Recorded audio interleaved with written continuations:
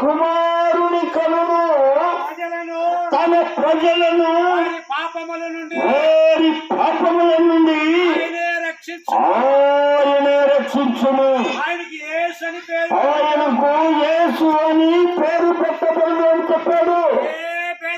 దేవుడు ఏ భేదము లేదు. అందరూ నశించే నరకానికి పోతున్నారని యేసు ప్రభు యొక్క మాట విన్న వాళ్ళే రక్షించబడతారు. యేసు ప్రభువే నిజమైన దేవుడు. ఈ లోకంలో యేసు ప్రభు వారు వచ్చాడు. ఈ లోకానికి యేసు ప్రభు వచ్చాడు.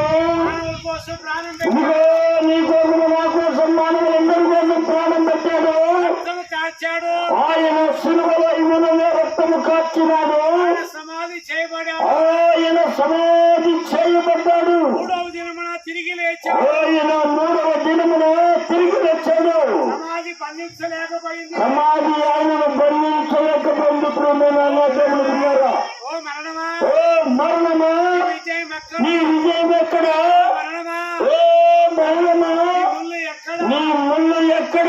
నేను విరిచివేశాను. నిన్ను నేను జయించి నీ ముళ్ళను విరిచివేశాను. ఇప్పుడు నా దగ్గర ఇదా. ఇప్పుడు నా దగ్గరికి పరిగెత్తుకుంటారా? ఊరిగంత నివాసులారా, ఊరిగంతకు నివాసులారా, నా వైపు చూసి ఇదిగో ఈ రోజు నా వైపు చూసి ఇదిగో మంచి రక్షణ పొందండి దేవుని వాక్యం అని దేవుని వాక్యము ఈ విధంగా సెలవిస్తా ఉంది. అయ్యా, ఇదే ముఖ్య అనుకూలమైన దినము. ఇదే సమయం, ఇదే రక్షణ దినము. ఇది మీ అందరికీ రక్షణ దినము.